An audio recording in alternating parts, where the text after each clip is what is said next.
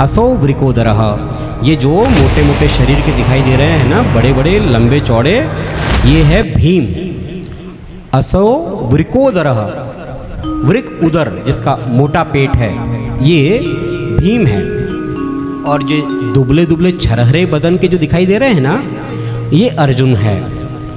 और मुझे तुमने नहीं पहचाना, तुम्हारे मामा का बेटा। मामा, बहुत मामा है हमारे, नाम तो बताओ।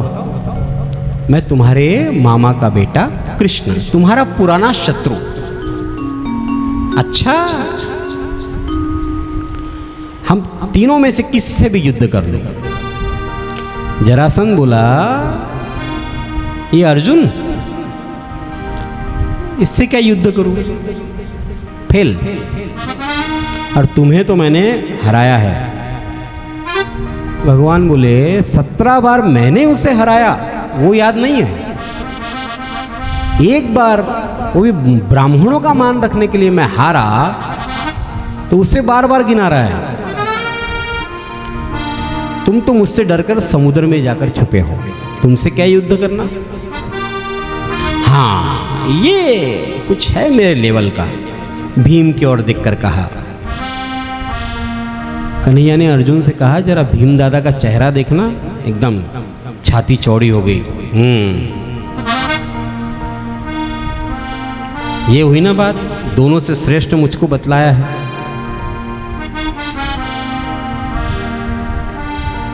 कहा कि मैं भीम के साथ युद्ध करूंगी। मल्ल युद्ध होने लगा। दिन में तो युद्ध होता, भीम को लगा कि 1-2 दिन में युद्ध हो जाएगा, गिरा दूंगा। इतने लोगों को गिराया है, जरासंध को भी गिरा दूंगा। जरासंध का जब जन्म हुआ था, तब 2 टुकड़े उसके शरीर के हुए थे मां के पेट से। तो अब 2 टुकड़े हुए हैं, जीवित नहीं हैं, तो उसे फेंक दिया।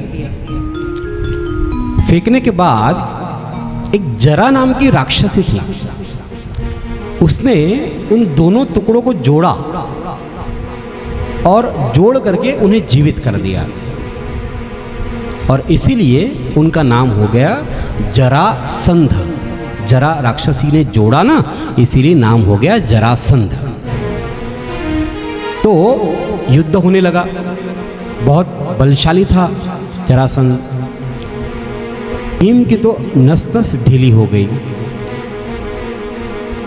युद्ध चलता रहा। दिन में तो वो युद्ध करते और रात्रि में जरासंध उन तीनों की सेवा करते, क्योंकि युद्ध का नियम था कि सुबह से सूर्यास्त तक युद्ध होता। बाद में फिर वह कहता कि ठीक है, युद्ध अपनी जगह है, लेकिन आप मेरे मेहमान हैं, तो उनका सेवा शुश्रूषा भी करता। कई दिन युद्ध के बीत गए, 27 दिन हो गए युद्ध करते करते। भीमसेन की नस नस ढीली हो गई। कृष्ण से कहने लगे कि मैं तो जरासंध का पार ही नहीं पा रहा हूं, पता नहीं ऐसा विटामिन लेता है। भगवान ने कहा कि अब कल जब युद्ध के लिए जाओ ना, तब मेरी ओर देखना। 28वां दिन युद्ध प्रारंभ हुआ। युद्ध करते करते भीम ने कन्हैया की ओर देखा। कन्हैया ने एक तृण लिया और उस तृण को फेंक दिया। भीम जान गए। एक पैर जरासंध का दबाया, दूसरा पैर हाथ में लिया और चीर करके फेंक दिया। फेंका, खुश हो गए। इतने में देखा वापस से जुड़ गए। शरीर तोड़ करके फेंका था, बीच में से फिर जुड़ गया। अब तो भीमसेन कहने लगा मैं युद्ध नहीं करना सकता। अरे चीरने के बाद भी फिर जीवित हो रहा है, कैसे युद्ध होगा, कैसे जीत पाऊंगा? भगवान ने कहा, भीम तुम देखते तो हो पर ढंग से नहीं देखते।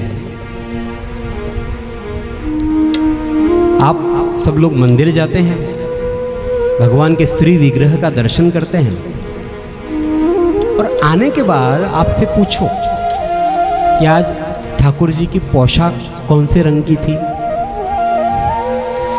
दर्शन करके आए ना आप, कौन से रंग की थी? दावा है जितने बैठे हैं ना उनमें से 10% लोगों को भी कलर नहीं पता होगा, कि दर्शन तो हमने किया है लेकिन एक फॉर्मेलिटी, एक औपचारिकता निभा करके आ गए हैं। दर्शन का अर्थ क्या है? दर्शन का अर्थ है, किसी एक बहुत स्कॉलर व्यक्ति ने मुझसे कहा, सत्य बात बता रहा हूं, कि दर्शन का अर्थ है only to see not to touch. देखना, इन आंखों से दर्शन करना, देखना, लेकिन हम देखते नहीं, हम तो बस स्पर्श करने की होड़ में लगे हैं। अपनी आंखों से आत्मसात करके हृदय में समाहित करना, उसका अर्थ है दर्शन। यहां मंदिर जाते हैं तो हाथ तो रहते हैं भगवान के सामने और नजरें पीछे मुड़ मुड़ कर देखते हैं कि जूते ठिकाने पर तो है। उसका भी सबसे अच्छा तरीका है, हम बाथरूम के जूते चप्पल अलग रखते हैं, किचन में भी आजकल जूते चप्पल तो सब चलने लग गई है, तो उसके लिए भी अलग रखते हैं। तो एक जूते चप्पल भगवान के मंदिर के लिए बना लो। नए क्यों पहन के जा रहे हो? नए पहनकर जाएंगे तो मन लगा रहेगा जूते चप्पल में। पुराने पहनकर जाओ, इतने पुराने पहनकर जाओ कि जो चुराने वाला है वो भी खुद की छोड़ के चले जाए कि ये पहन के।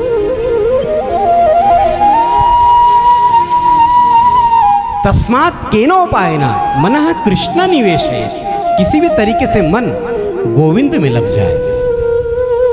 तो जो साधन है, जो जिन साधनों से मन आपका भगवान के दर्शन में भटकता है, अटकता है, उन साधनों को दूर करते जाओ। तुम देखते तो हो लेकिन ढंग से नहीं देखते। भीम बोले, कन्हैया कल कुछ भी हो जाए, मैं भले ही युद्ध में हार जाऊं लेकिन कल तुम्हें ही देखूंगा। भगवान ने कहा, मुझे देखोगे तो हारोगे नहीं। अगले दिन फिर युद्ध प्रारंभ हुआ। जरासंध के साथ भीम युद्ध करने लगे। युद्ध प्रारंभ था। भीम ने कृष्ण की ओर देखा, कृष्ण ने फिर से एक तीर उठाया, तीर उठा करके फेंका। अब की बार भीम ने गलती नहीं की, उसने जरासंध को पकड़ा, पैर में एक पैर से दूसरा पैर दबाया, एक पैर खींचा और खींच करके विपरीत दिशा में फेंका। अभी तक कैसे फेंक रहे थे? ऐसे तो जुड़ जा रहे थे। अब जब विपरीत दिशा में फेंका तब जोड़ने का सवाल ही नहीं, और मारा गया जरासंध।